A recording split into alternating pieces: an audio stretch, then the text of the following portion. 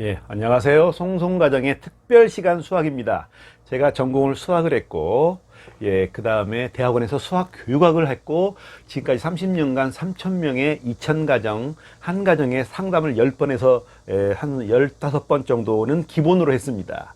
그리고 상담할 때 1시간에서 2시간 정도 할 때가 많았습니다. 그래서 분석을 잘하고 진단을 잘합니다. 엉성한 오늘은 채점 얘기 한번 해보겠습니다. 제가 장담하건대요. 우리나라의 선생님들, 거의 대부분 선생님들이 100% 가까이 엉터리 채점, 어머님들도 엉터리 채점입니다. 왜 그러는가 제가 감히 한번 말씀드리겠습니다. 결론은 찾는 채점이 무엇인가를 한번 설명해 드리겠습니다. 기억해 주시기 바랍니다. 찾는 채점. 그냥 채점이 아닙니다. 먼저 학습, 공부라 하면 학생들이 선생님한테 새로운 개념을, 지식을 배우고 익히는 거죠. 지식을 배우는 거죠. 근데 배우면 끝인가요? 피아노 배우면 끝인가요? 본인이 훈련해야죠. 학생은 이해를 하고 이 질문을 해야 하는데, 질문을 할 때 선생님이 눈을 흘긴다든지 평가를 한다든지 쏴보면 안 되겠죠. 인격자여야겠죠. 그리고 난 다음에 학생은 훈련을 해야 하는데 어떻게 하느냐? 학습습습. 선생님한테 1시간 배웠으면 본인은 2시간, 3시간, 4시간 가량을 훈련을 해야 맞습니다. 그 정도는 해야겠죠. 그 다음에 습습을 하려면은 뭘 하느냐? 우리 어머님들이 시중에 가서 문제집을 선정해 오죠. 저는 서점에 가면 어머님들이 막 이것 좋으니 저것 좋으니 하고 있어요. 난 속으로 그래요. 자녀의 수준을 고려하지 않고 무조건 학년 중심, 시험 중심, 선행 중심. 40살인데도 많이 아플 수도 있고요. 60살인데도 마라톤도 해요. 학생 중심, 자녀 중심이 아니고 학교 시험 중심이에요. 우리가 진도 중심이에요. 그러지 말자고요. 어떤 아이는 문제집 선정 기준을 하는데 20문제가량을 만약에 풀었는데 한 개에서 한 3개쯤 오답 나오면 그것을 싹 고치고 싶은 마음이 들고 고치면서 흥미가 느끼는 아이가 있는 반면에 7, 8개쯤 틀렸다 그러면 고치고 싶은 마음이 안 들겠죠. 의욕이 상실되겠죠. 못 고치겠죠. 어려워서 또 고치라고 하면 또 틀리고 또 고치고 또 틀리고 하니까.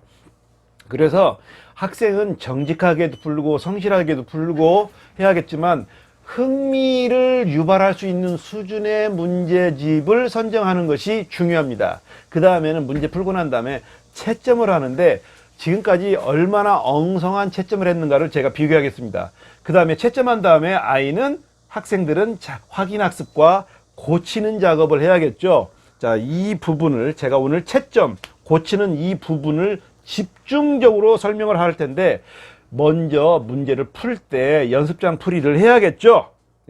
연습장 풀이는 초등학교 4학년 정도부터 하는 것이 좋습니다.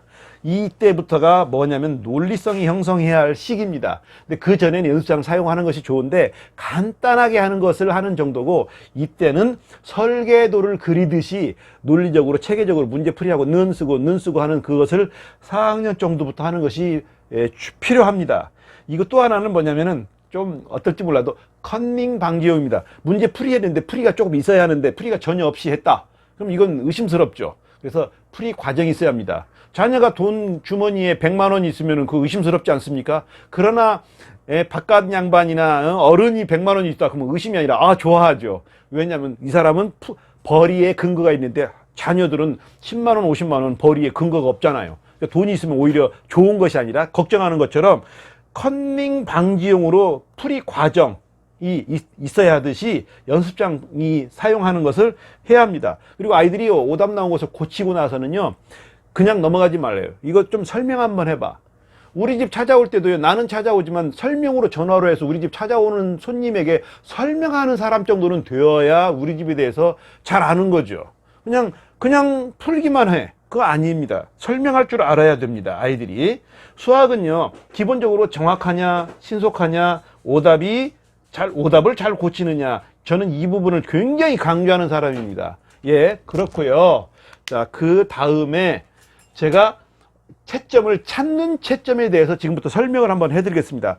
찾는 채점이 제 오늘의 강의의 핵심입니다. 얼마나 중요한가. 다시 한번 얘기하겠습니다. 일반 채점하지 말고 찾는 채점을 설명해 드리겠습니다.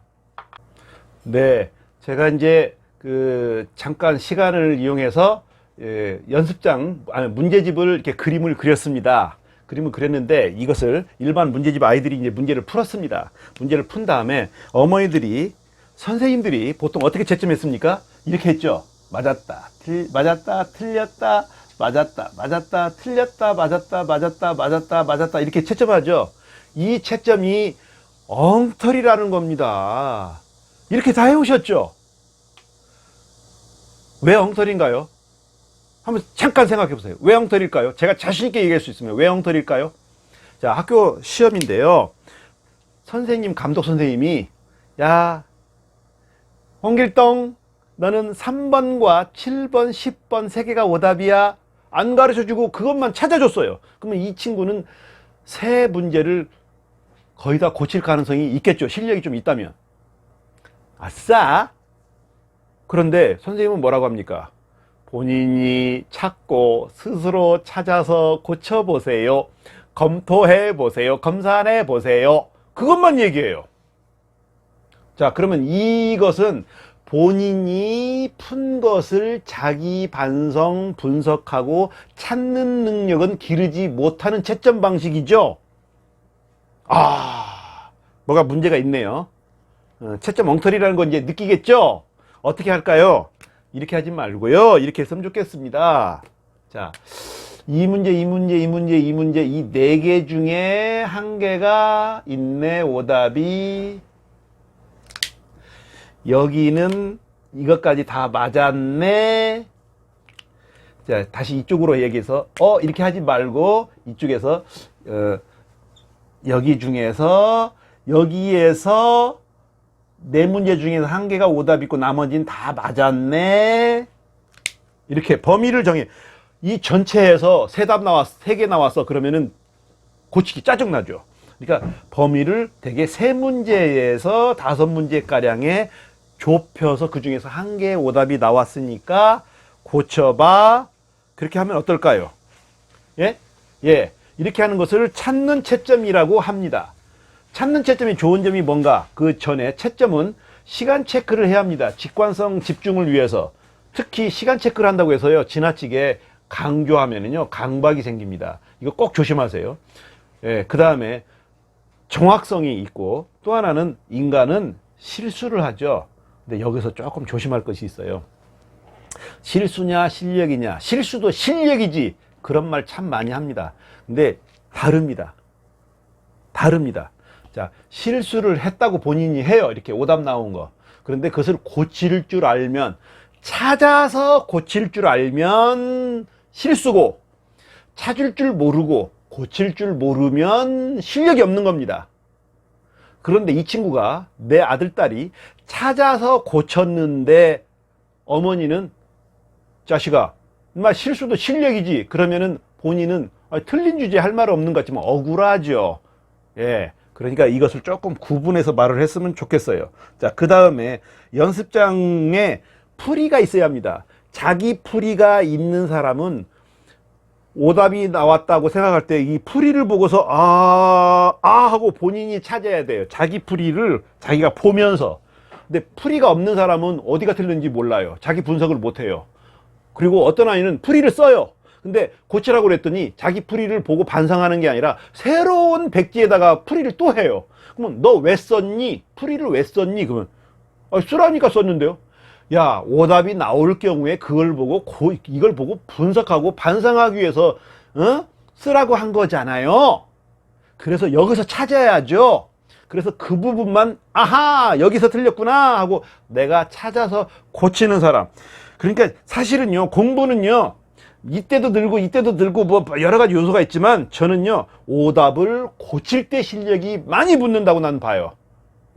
오답을 줄여가는 과정이 정말 실력이 붙는다고 봐요. 그 과정에 어머니들이, 선생님들이 또는 자기 채점할 때 꼭 해야 할 것이 찾는 채점. 그냥 채점하면 안 됩니다. 이제는 찾는 채점 꼭 해주시기 바랍니다. 감사합니다.